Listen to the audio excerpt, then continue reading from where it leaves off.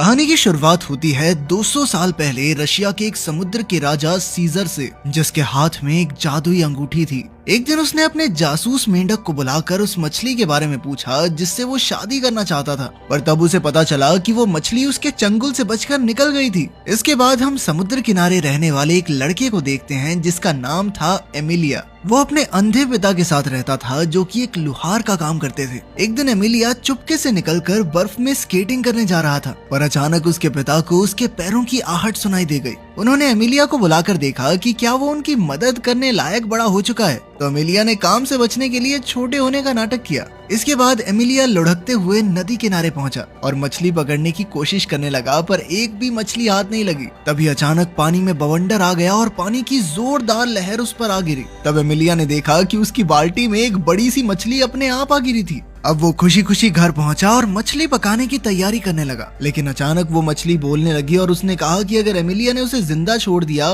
तो वो उसकी 3 इच्छाएं पूरी कर देगी। एमिलिया ने कहा कि वो शहर देखना चाहता है लेकिन चूल्हे से हटना नहीं चाहता। तभी अचानक मछली ने अपने जादू से एमिलिया को चूल्हे के साथ ही घर से निकाला और सीधा शहर की ओर ले गई। एमिलिया तो बेचारा डर के मारे चूल्हे से ही चिपका रहा और उसे देखकर आम लोग भी काफी घबरा गए। अब एमिलिया को बहुत ठंड लग रही थी, इसीलिए उसने अपनी दूसरी इच्छा मांगकर कहा कि वो चाहता है कि अभी के अभी गर्मियां शुरू हो जाएं। उसी पल सारी बर्फ पिघल गई और चारों ओर हरियाली छा गई। पूरी सड़क भी पानी से भर गई और जब एमिलिया जैसे तैसे बाहर निकला तो वो काफी निराश था, क्योंकि उसने 2 इच्छाएं यूं ही बेकार कर दी थी। तभी अचानक उसका सामना कुछ डाकुओं से हुआ। उन्हें एमिलिया के पास कोई कीमती चीज नहीं मिली तो वो उसकी बाल्टी ही उठाकर ले जाने लगे, पर एमिलिया किसी भी हालत में उस मछली को खो नहीं सकता था, इसीलिए वो बाल्टी छीनकर भाग निकला और उस मछली को नदी में फेंक दिया। लेकिन जल्द ही डाकुओं ने उसे फिर से बंदी बनाकर पेड़ से उल्टा लटका दिया। बाद में उसने नदी की ओर से एक लड़की को आते देखा।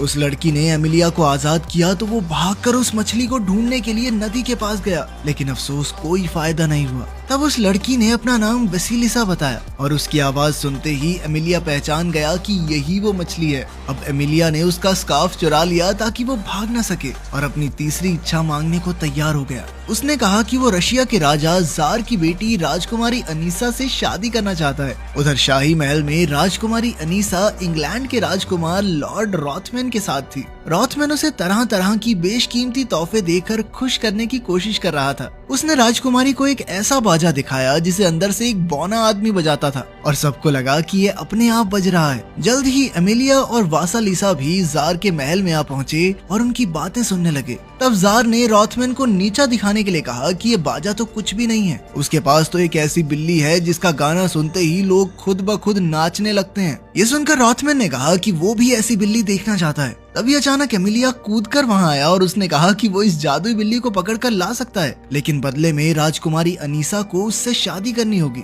ये सुनकर राजकुमारी हैरान रह गई, पर जार उसकी बहादुरी देखकर बहुत खुश हुआ और वो एमिलिया की शर्त मानने के लिए राजी हो गया। अब एमिलिया उस बिल्ली की खोज में निकल पड़ा, पर वासालिसा ने उसे समझाया कि उस बिल्ली को पकड़ना इतना आसान नहीं होगा। जब भी उसे कोई इंसान मिलता है तो बिल्ली उसे अपनी पसंद का गाना चुनने को कहती है। अगर वो बिल्ली दुख भरा गाना गाती है तो वो आदमी वहीं रो रो कर मर जाता है, और अगर बिल्ली खुशी वाला गाना गाती है तो आदमी अपने आप नाचने लगता है और तब तक नाचता रहता है जब तक उसकी मौत ना हो जाए। लेकिन एमिलिया फिर भी पीछे नहीं हटा और जल्द ही वासालिसा के साथ घने जंगल में पहुंचा। आखिरकार वो काफी मुश्किल रास्ते पार करते हुए उस बिल्ली तक आ पहुंचा। बिल्ली ने उसे गाना चुनने को कहा तो एमिलिया ने दुख भरा गाना चुना। जब बिल्ली ने गाना गाया तो अचानक एमिलिया भी उसके साथ गाना गाने लगा, क्योंकि ये वही गाना था जो बचपन में उसकी माँ उसे सुनाया करती थी। जब बिल्ली ने देखा कि एमिलिया को इस गाने से कोई फर्क नहीं पड़ा तो वो रोने लगी और अंत में एमिलिया के साथ चलने को तैयार हो गई। वहीं दूसरी ओर वासालिसा को सीजर का जासूस मेंढक मिला।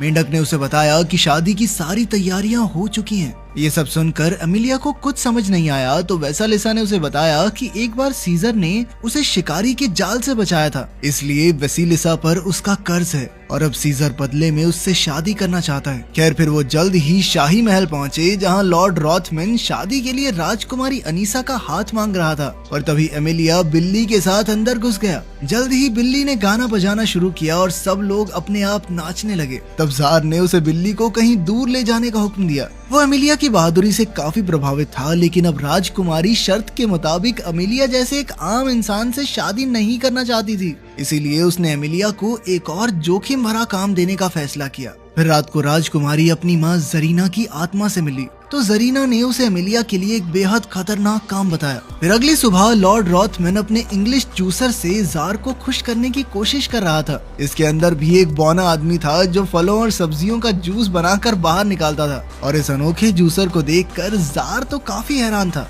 और तभी अनीसा ने वहां आकर अपनी अगली शर्त रखी। उसने कहा कि उसे एक जादुई कपड़ा चाहिए जिसे टेबल पर रखते ही कोई भी खाने की चीज उसी वक्त हाजिर हो जाए। फिर जार ने एमिलिया को बुलाकर उसे एक कपड़ा ढूंढने का जिम्मा सौंपा। जल्द ही एमिलिया और वेसिलिसा इस कपड़े की तलाश में निकल पड़े। तब रास्ते में वेसिलिसा ने उसे बताया कि ये जादुई कपड़ा 2 भाइयों के पास है। फिर कुछ देर बाद वो एक छोटी सी झोंपड़ी पर रुके और वहाँ रहने वाले बाबा से थोड़ा खाना मांगा। तब बाबा ने उन्हें थोड़ा सा खाना देते हुए कहा कि इस बार फसल अच्छी नहीं हुई, इसलिए उसके पास खाने के लिए ज्यादा कुछ नहीं है। ये सुनकर एमिलिया को बहुत बुरा लगा, पर वेसिलिसा ने बाबा और उसकी पत्नी की वफादारी की तारीफ करते हुए कहा कि वो दोनों एकदम सुई और धागे की तरह हैं, जो एक दूसरे को पूरा करते हैं। इसके बाद काफी देर चलने पर वो पत्थरों के शहर में पहुंचे, जहाँ 2 आदमी लगातार खाते ही जा रहे थे। वो दोनों इस तरह खा खा कर जिंदगी से तंग आ चुके थे और चाहते थे कि काश कोई आकर ये कपड़ा ले जाए। तब एमिलिया ने उनके पास जाकर कपड़ा चुराने की कोशिश की, पर दोनों भाइयों ने उस पर नारियल फेंक कर उसे बेहोश कर दिया। फिर वेसिलिसा ने जाकर उनसे पानी मांगा,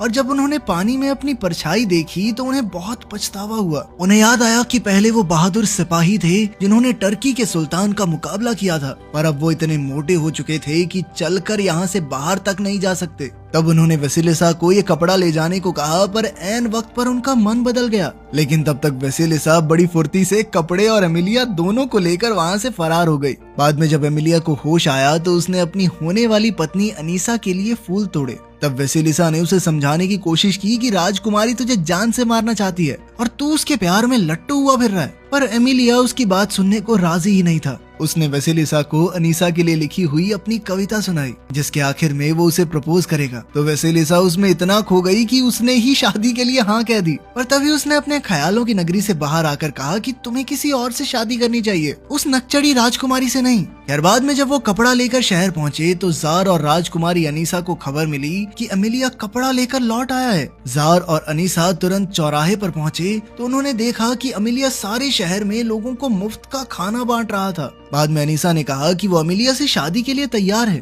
पर उसकी एक आखिरी शर्त थी, जिसके मुताबिक एमिलिया को अनीसा की मर चुकी माँ जरीना की आत्मा से उनकी शादी के लिए इजाजत लेनी होगी। अब एमिलिया एक बार फिर से उनकी शर्त पूरी करने के लिए राजी हो गया। फिर रात को वेसिलिसा ने उसे मरे हुए लोगों की दुनिया में जाने का रास्ता बताया, पर उसने एमिलिया को सावधान करते हुए कहा कि आज तक कोई भी वहाँ से लौट कर नहीं आया। लेकिन एमिलिया फिर भी डटा रहा। फिर रास्ते में वो दोनों एमिलिया के पिता से मिले, पर एमिलिया बिल्कुल चुप रहा ताकि उसके पिता को पता न चले कि वो यहाँ मौजूद है। इस दौरान उसके पिता ने वेसिलिसा के सामने एमिलिया के बारे में सारी अच्छी बातें कही। जल्द ही उन्हें एहसास हो गया कि एमिलिया भी यहीं है और उन्होंने उसे आवाज दी। तब एमिलिया ने अपनी सारी शरारतों के लिए उनसे माफी मांगी और वेसिलिसा से अपनी आखिरी इच्छा मांगने का फैसला किया। वो चाहता था कि उसके पिता की आंखों की रोशनी वापस आ जाए, और वेसिलिसा ने उसकी इच्छा पूरी भी कर दी। बाद में जब वो दोनों नदी किनारे पहुंचे तो एमिलिया ने वेसिलिसा का शुक्रिया अदा किया और उसका स्कार्फ लौटा दिया। पर वेसिलिसा फिर भी उसके साथ आगे बढ़ी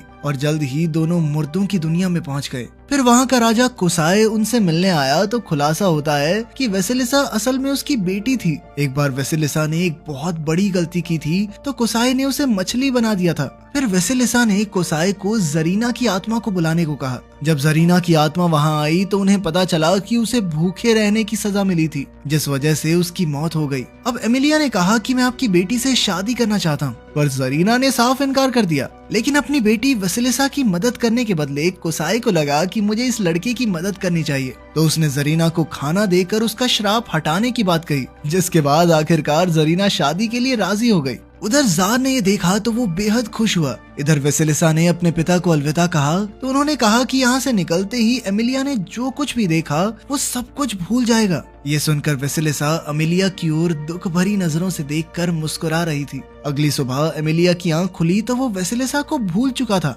वो किनारे पर आते ही भाग गया और वेसिलिसा फिर से मछली बनकर नदी में चली गई। इसके बाद एमिलिया अनीसा के पास पहुंचा पर उसने कहा कि उसे किसी और से प्यार हो गया है, लेकिन उसे ये याद नहीं है कि आखिर वो कौन है। ये सुनते ही अनीसा ने खुशी खुशी एमिलिया को गिरफ्तार करने का हुक्म दे दिया। इसके बाद उसे चौराहे पर ले जाकर ऐलान कर दिया गया कि उसने जो भी कारनामे किए वो जादू की मदद से किए, इसीलिए अब राजकुमारी अनीसा को धोखा देने के जुर्म में उसे मौत के घाट उतारा जाएगा। ये सुनकर जार निराश होकर वहाँ से चला गया। फिर अपने आखिरी वक्त में एमिलिया ने अपना बचपन और अपने पिता के साथ बिताए समय को याद किया। तभी अचानक वेसिलिसा सीजर के चंगुल से बचकर एक बार फिर वहाँ पहुंची। वेसिलिसा ने एमिलिया को रिहा करवाने के बदले में अनीसा को अपनी शक्तियाँ देने का वादा किया और अनीसा ने खुशी खुशी एमिलिया को रिहा कर दिया। फिर अनीसा ने अपनी पहली इच्छा मांगकर खुद को रानी बना दिया। उसने अपने पिता जार से उसका ताज छीनकर उसे एक टावर में कैद कर दिया। अब अनीसा की दूसरी इच्छा थी कि वो इंग्लैंड के राजा की पत्नी बने।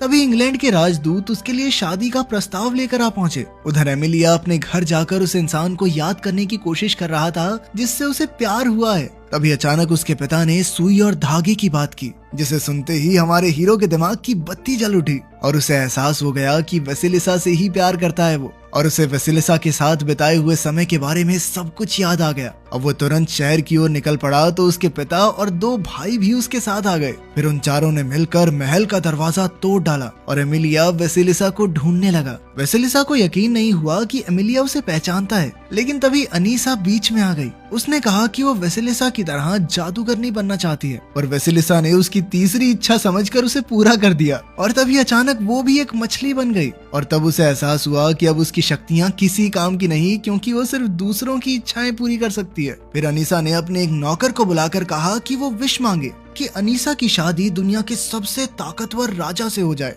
जैसे ही नौकर ने उससे ये इच्छा मांगी तो अचानक ही समुद्र से सीजर बाहर निकला और अनीसा को अपने साथ ले गया, क्योंकि असल में तो वही दुनिया का सबसे ताकतवर राजा था। आखिरकार वेसिलिसा का श्राप खत्म हुआ और एमिलिया ने उसके पास जाकर अपनी कविता सुनाई और आखिर में उसे चूम लिया। अंत में एमिलिया और वेसिलिसा हमेशा हमेशा के लिए एक हो गए। अगर आपको ये अलग सी कहानी अच्छी लगी और ऐसी ही और कहानियां सुनना चाहते हैं तो कमेंट्स में जरूर बताना।